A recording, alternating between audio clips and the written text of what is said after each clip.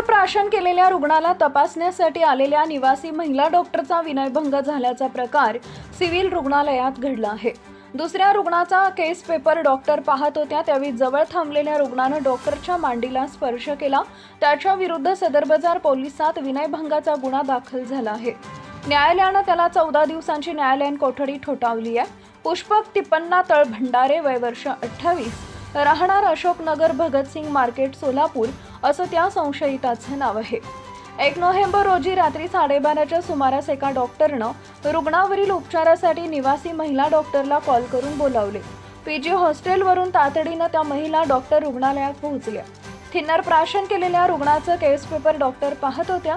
शेजारी उभारलेल्या व्यक्तीनं डॉक्टरच्या मांडीला स्पर्श केला आणि बाजूला उभारून वाईट नजरेनं एकटक पाहू लागला।